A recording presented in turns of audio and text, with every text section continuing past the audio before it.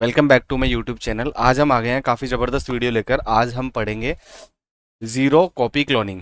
अब zero copy cloning क्या होती है, ये काफ़ी अच्छा इंटरव्यू का क्वेश्चन भी है स्नोफ्लेक का, और हम इसको एंड टू एंड देखने की कोशिश करेंगे। जैसा कि मैं पहले ये स्ट्रक्चर बना लेता हूँ, डेटाबेस स्कीमा और टेबल का स्ट्रक्चर बना लेता हूँ। ये मैं डिस्क्रिप्शन के अंदर या कमेंट के अंदर पिन कर दूंगा। आप भी मेरे साथ में पैरेलली वर्क कर सकते हैं। इसमें हम थोड़ा सा डेटा इंसर्ट कर लें। ठीक है। अब मैंने ये स्ट्रक्चर बनाया जस्ट नॉर्मली। मैंने सेल्स ऑर्डर की ये ऑर्डर्स टेबल बनाई और मैं सेलेक्ट स्टार लगा के रन करके देखता हूँ मेरा डेटा क्या है। पहले मैं बता देता हूँ, फिर आपको समझ में आ जाएगा क्या करने वाला हूँ।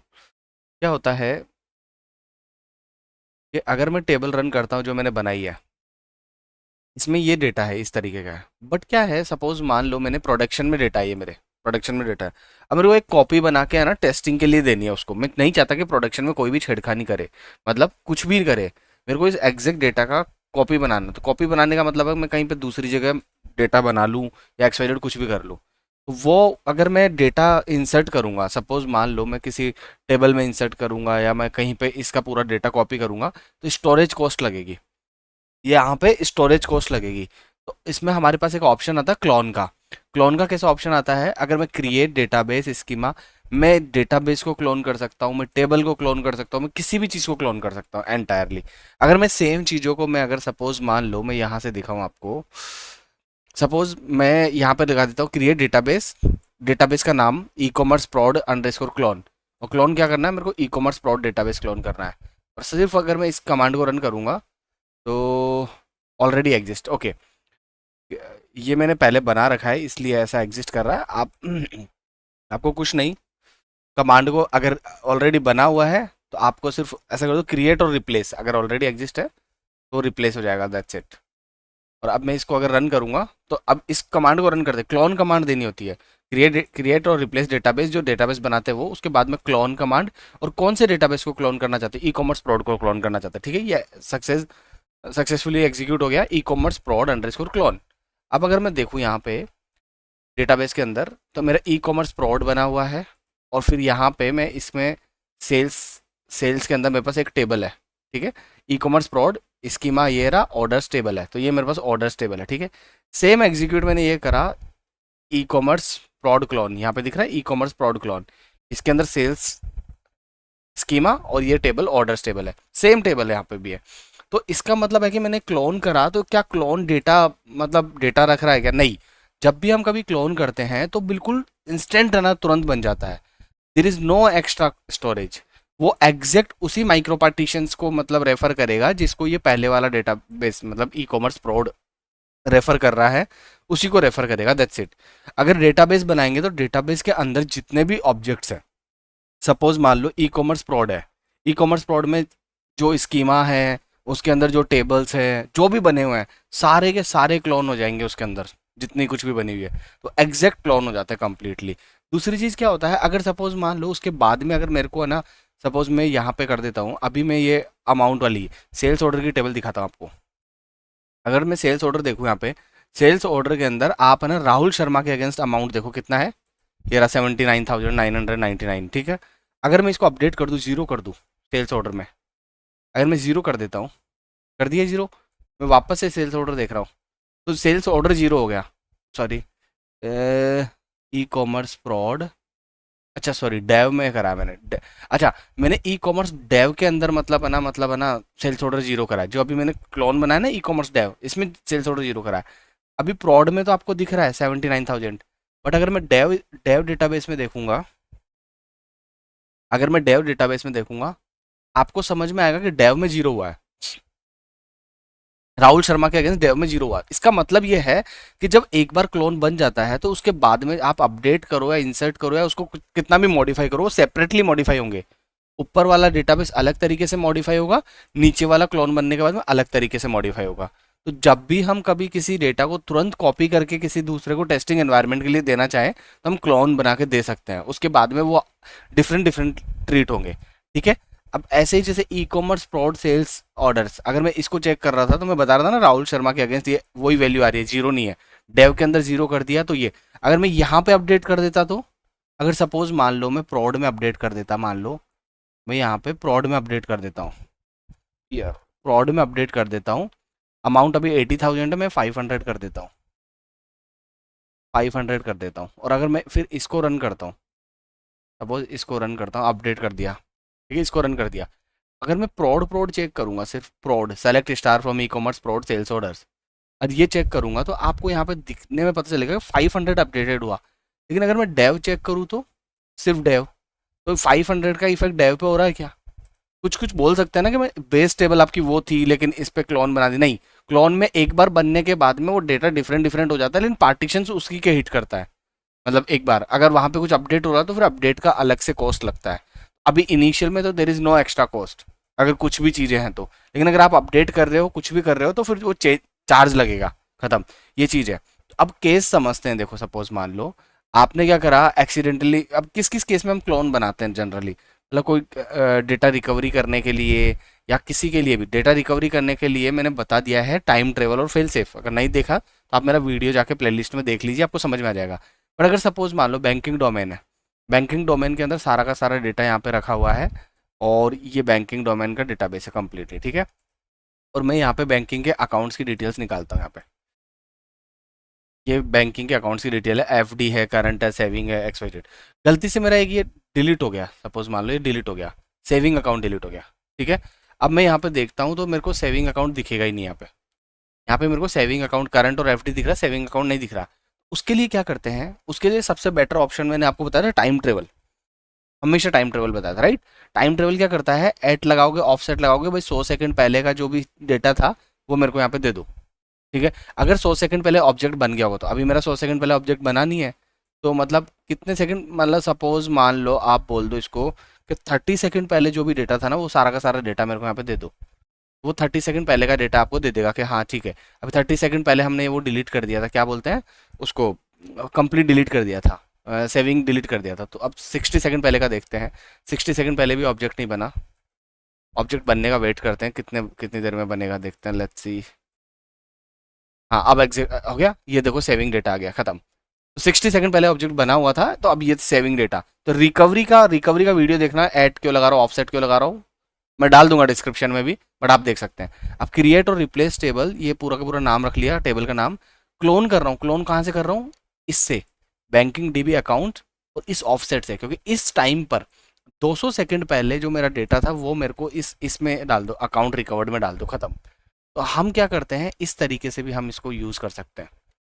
अभी क्या है, क्यों नहीं आया, 200 सेकंड पहले मेरा ये क्रिएट टेबल स्टेटमेंट ही रन नहीं हुआ था, तो इसलिए ये नहीं आ रहा। तो अभी मैं यहाँ पे कर सकता हूँ, जैसे सपोज 120 कर देता हूँ। अब 120 करूँगा, मैं इसको रन करूँगा, अभी 120 पे भी नहीं हुआ, थोड़ा सा टाइम लग जाएगा, लेट्स सी। देखो काफ़ी सारे हैं, टाइम स्टैम्प भी डाल सकते हो आप, मतलब है ना, बिफोर भी डाल सकते हो, क्वेरी आईडी भी डाल सकते हो, अलग अलग कॉन्सेप्ट्स हैं। इट्स अप टू यू, आप कैसे एग्जीक्यूट करते हो। अब मेरा ये बैंकिंग ट्रांजेक्शन वाली रिकवर्ड के नाम से ये मेरी एक टेबल बन गई, ठीक है। अब मैं इसको रन करता हूँ, तो मैंने वो डेटा इधर कैप्चर कर लिया। अभी मैंने मिस तो कर दिया बेसिकली, बट कैप्चर करना था अपने को ये पूरा कंप्लीट सेविंग वाला, वो सर 130 सेकेंड्स पहले का होगा शायद, लेट मी चेक अगेन। थोड़ा जल्दी डिलीट कर दिया अपन ने उसको यार। 160 करते हैं, ऑब्जेक्ट बना हुआ होना चाहिए यार बस। अच्छा नहीं बना, अब हो जाएगा शायद अपना। हाँ, सेविंग अकाउंट अब आना चाहिए मेरे हिसाब से प्रॉपर। अभी भी नहीं आया क्या? हाँ हो गया, ठीक है।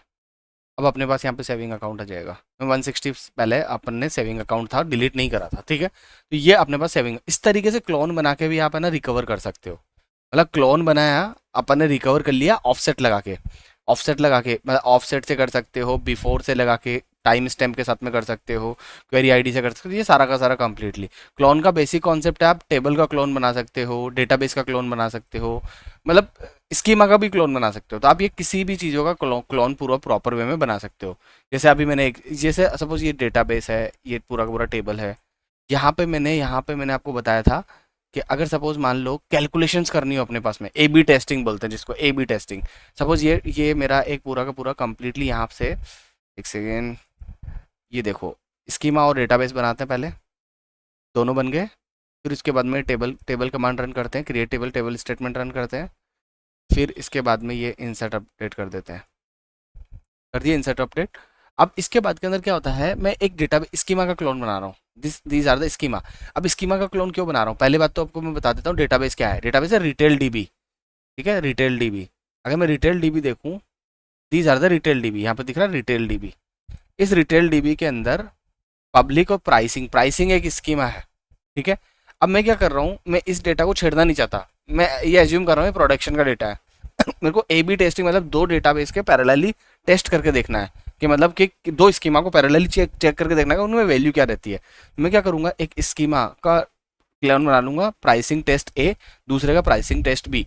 इसमें एक स्ट्रेटेजी लगाऊंगा जिसको ए बी टेस्टिंग बोलते हैं। दो दो डेटा सेम चीज बनाते हैं, दोनों पे अलग अलग स्ट्रेटेजी लगा के देखते हैं कि क्या वर्क कर रहा है, ठीक है। दूसरे का दूसरा क्लोन बना लिया।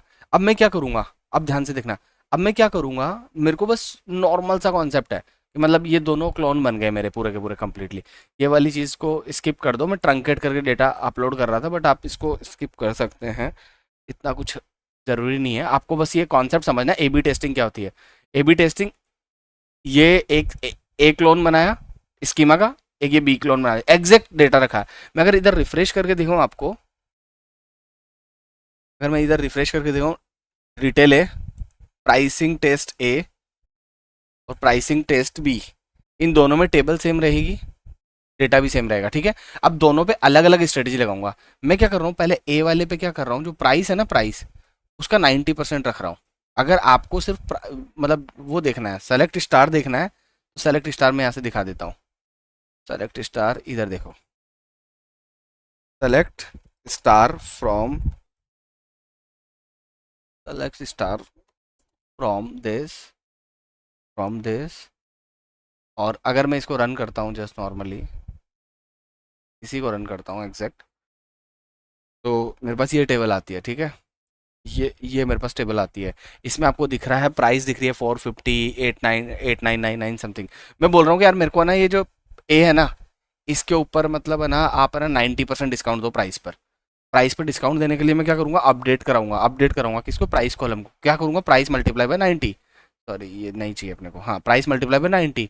अब इसको मैं रन कर देता हूँ, रन रन कर दिया, 5 रोज अपडेट हो गई। अगर आप यहाँ पे देखोगे तो इसको मैं फिर वापस रन करता हूँ, जो 450 जो आ रहा था वो देखो, मतलब 10% रिड्यूस हो गया। 450 का 10% 45 होता तो 405, ऐसे रिड्यूस हो गया कंप्लीटली, ठीक है। ऐसे ही में ये तो मैंने करा ए के अंदर टेस्ट, ठीक है, ए स्कीमा में टेस्ट, ए स्कीमा में। दूसरा मैं करता हूँ बी के अंदर, बोलता हूँ कि यार आप प्राइस को ना 80% कर दो, किसकी, जिसकी कैटेगरी इलेक्ट्रॉनिक्स है, इलेक्ट्रॉनिक्स कैटेगरी इसकी है, देखो ब्लूटूथ स्पीकर की इलेक्ट्रॉनिक्स का, इसकी प्राइस को 80% कर दो, बाकी को एज इट इज रखो। तो मैं इसको रन कर लेता हूँ, इसको रन कर लिया मैंने, ठीक है। अब मैं इसके अंदर रन करने के बाद में मैं यहाँ पे आता हूँ और इस बी का डेटा देख लेता हूँ, बी का डेटा देख लेता हूँ। जब मैं बी का डेटा देखता हूँ तो मेरे को पता चलता है कि ओके ये 1999 हो गया 80% करने पे, ठीक है। तो अब क्या करता हूँ, मैं दोनों का डेटा को चेक करता हूँ यूनियन ऑल लगा के। सबसे पहले तो मेरा ओरिजिनल प्राइस, तो मैंने यहाँ पे एक ओरिजिनल का टैग बना दिया, टेस्ट ए का 10% का बना दिया, ये इसका बना दिया, ठीक है। अब इसके बाद के अंदर मैं इसको नॉर्मल तरीके से रन करता हूँ यूनियन ऑल लगा के। आपको यहाँ पे है ना पूरा ए बी टेस्टिंग के साथ में पूरा प्रॉपर वे में पता चल जाएगा कैसे, देखो इधर देखो, ओरिजिनल, अगर मैं इसको असेंडिंग डिसेंडिंग कर लेता हूँ, एक सेकंड रुकना, हाँ, ओरिजिनल प्राइस ये थी अपनी, ये थी 450 समथिंग समथिंग लाइक दैट, ठीक है। ये ओरिजिनल प्राइस थी, ठीक है। अब ये ओरिजिनल प्राइस का ये था, अगर मैं 10% डिस्काउंट देता हूँ, अगर मैं 10% डिस्काउंट दूंगा तो मेरी प्राइसेस ये पड़ेगी, ये है मेरे पास प्राइस, ठीक है। और अगर मैं सिर्फ इलेक्ट्रॉनिक्स के अंदर 20% डिस्काउंट दूंगा तो मेरी प्राइस ये पड़ेगी। आप ना इसको विजुअलाइज कर सकते हो, देखो 3499, ठीक है। जब मैं इसको पूरा का पूरा कंप्लीटली इसको जोड़ रहा हूँ, फिर अगर 10% सब में देता हूँ, 20% इस पे 3499, नहीं ये 3499 नहीं है बेसिकली। अगर आप इसको सेलेक्ट करोगे ए के अंदर तो आपको पता चलेगा कि ये वैल्यू क्या आ रही है, सम आ रहा है 7331.40, ठीक है। ओरिजिनल अपने पास कितना था, 73 के अलावा 8146। अगर मैं डिस्काउंट दो तरीके के डिस्काउंट देता हूँ, एक तो मैं सिर्फ इलेक्ट्रॉनिक्स पे देता हूँ, एक इस पे देता हूँ, मैं यहाँ पे मतलब कंप्लीट चेक कर सकता हूँ कि मेरे पास में कितना, मतलब मेरे को वैल्यू, मेरे को प्रॉफिट हो रहा है या नुकसान हो रहा है। ठीक है, बी के अंदर देखना 76462, अगर मैं इलेक्ट्रॉनिक्स में देता हूँ 76462 आता है, और अगर मैं सिर्फ ना मतलब 10% सब में देता हूँ तो मेरे पास आता है 73331। तो बेटर है कि मैं इलेक्ट्रॉनिक्स में दूंगा तो ज़्यादा कमाऊंगा, 300 रुपीज़ ज़्यादा कमा रहा हूँ। तो ऐसे ए बी टेस्टिंग करके देखते हैं किस में कितना डिस्काउंट दें के ओवरऑल प्रॉफिट हो सेम सेम चीज़ों पर। तो उसके लिए भी हम क्लोन बना लेते हैं, जैसे मैंने अभी स्कीमा का क्लोन बनाया ना, तो उस केस में भी हम क्लोन बना लेते हैं। तो ये नॉर्मल से एक हाइपोथेटिकल सिनेरियोज है जहाँ पे क्लोन बनाते हैं। टेस्टिंग एनवायरनमेंट के लिए क्लोन बनाते हैं, ये ए बी टेस्टिंग के लिए क्लोन बनाते हैं, ये आपको यूज केस पूछ सकता है इंटरव्यू में। वीडियो अच्छा लगे हो तो चैनल को सब्सक्राइब करें, लाइक करें। जय हिंद, जय भारत।